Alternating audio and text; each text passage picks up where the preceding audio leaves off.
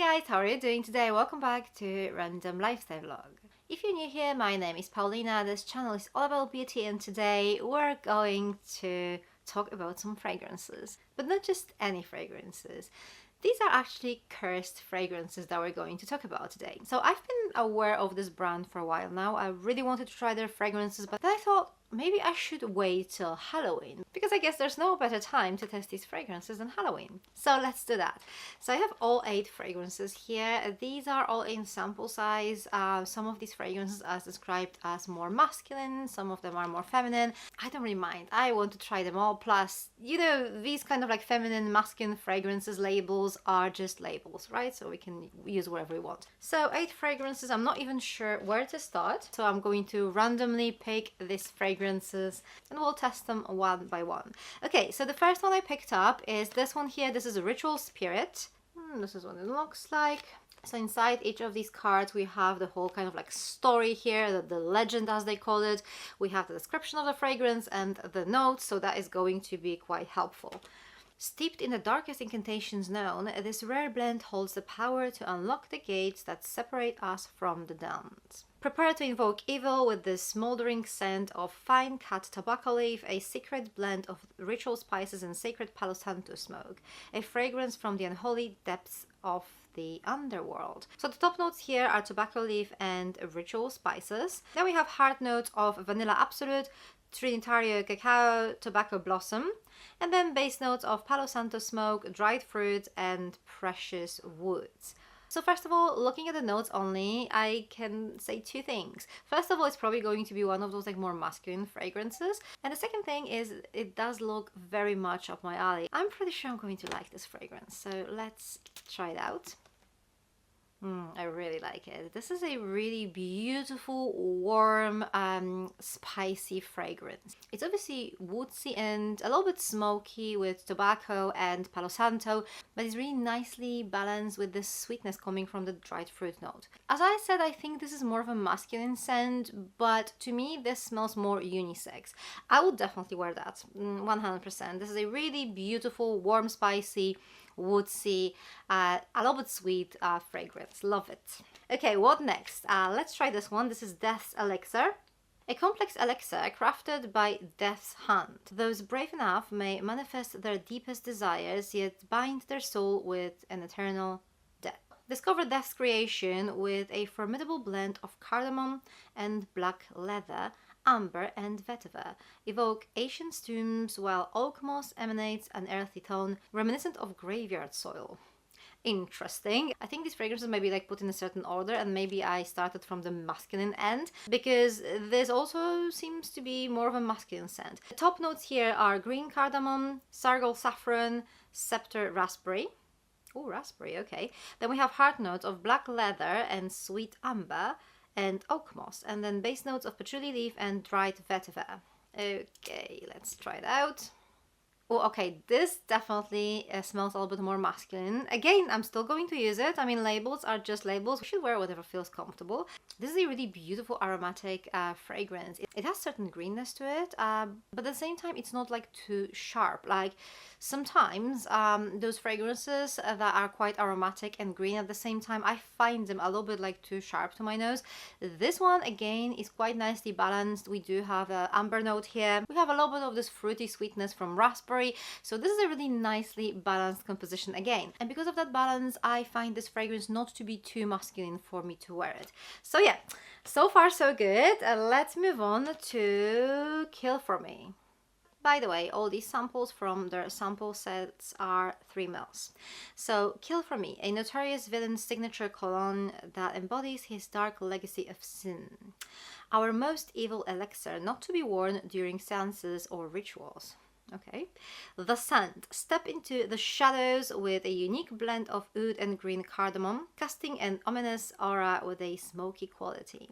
Vanilla and vetiver await beneath over a base of black amber. So in top notes we have oud, green cardamom, citron pepper. Then in heart notes, vanilla absolute and sandalwood. And in base notes, the albergia rosewood, dried vetiver and black amber. Okay, so this fragrance kind of goes like step further. It's much more aromatic, it has some extra spiciness to it, but it lacks that warmth that the other fragrances had. I mean, there's a little bit of that, but not enough to like properly balance this fragrance. So this fragrance definitely leans much more masculine to me than the other two. Is it something I would wear? Possibly. I would definitely need to try it out on my skin, see how it settles, how it actually smells in the dry down. It has some like really lovely notes in the dry down. It has amber, vetiver, rosewood. There's also some sandalwood there, vanilla. So maybe the dry down would convince me much more to wear this fragrance. Obviously, I'll need to try it a little bit more, but this is more of a first impression video. So my first impression is that this fragrance is probably going to be a little bit too masculine for my liking.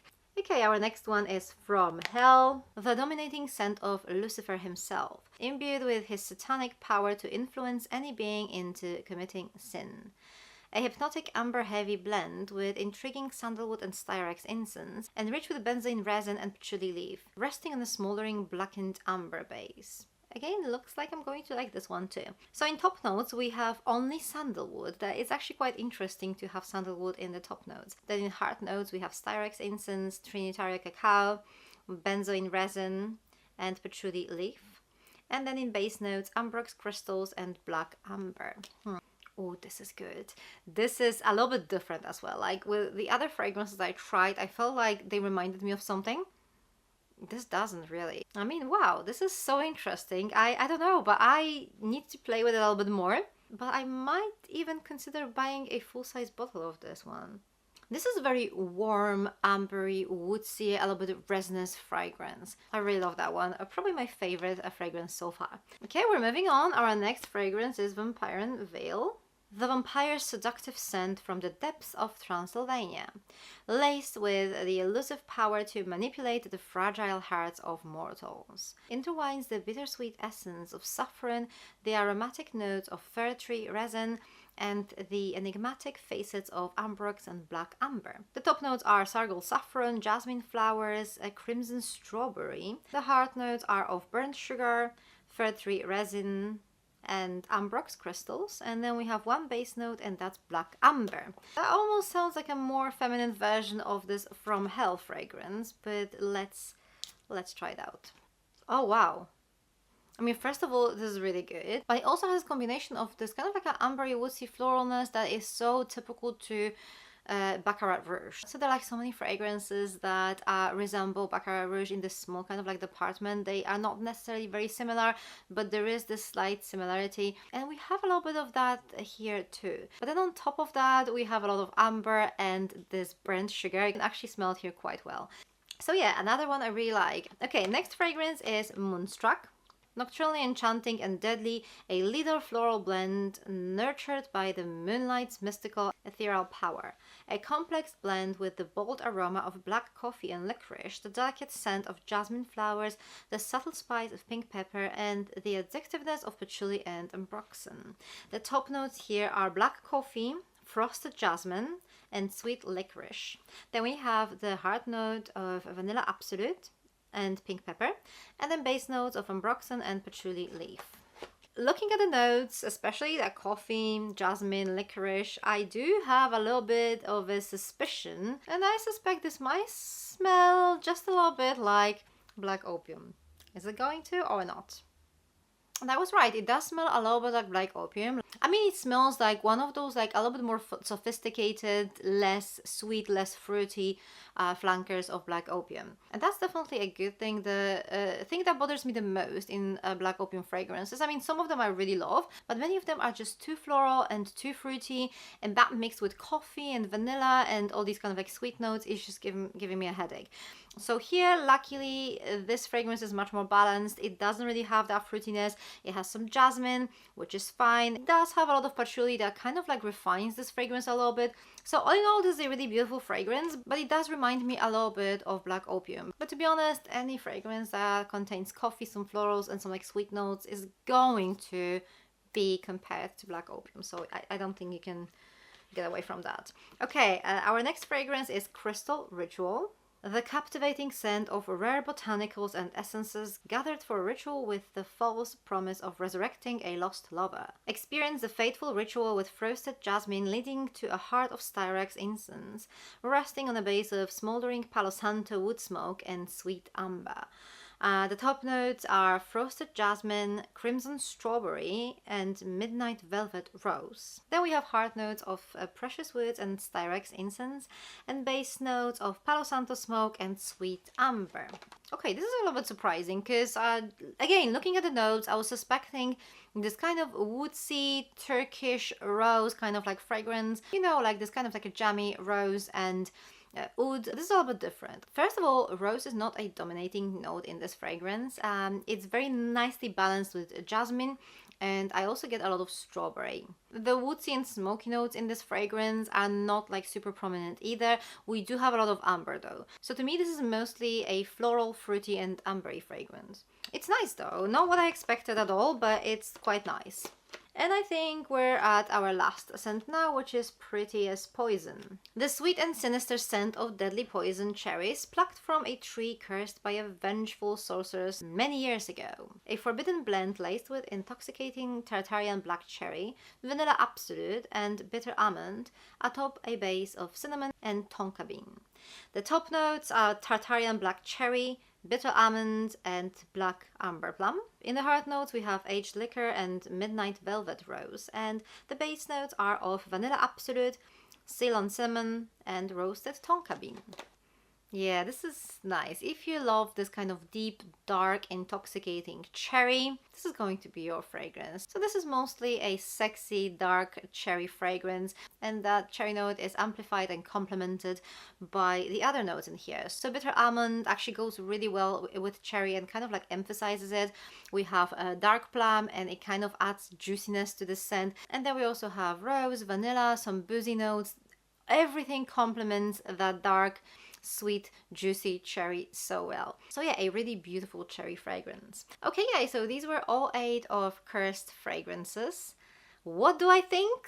I actually really love the fact that all these fragrances smell different, like we don't really have repeats. Every single one of these fragrances has its own identity, and yet all of them smell pretty dark. So if you really like dark fragrances and you're not afraid of fragrances that smell pretty strong and kind of like mysterious, then you should definitely check out their website. Now, this video is not sponsored or anything. I literally ordered these fragrances by myself because I was honestly curious, and experiments like that can go either way, but I'm happy to announce that I really love these fragrances. I'm actually considering buying at least one of these fragrances in a full size. I definitely need to wear them for a bit longer. Obviously, first impressions are just first impressions. I'm not sure how these fragrances are going to sit on my skin, how they're going to feel, but the From Hell scent, that is the one that I might repurchase. Have you tried these fragrances? If so, let me know your thoughts in the comment section down below. You'll find more fragrance videos over here, and that's everything from me today. Happy Halloween, and I'm going to see you very soon. Bye!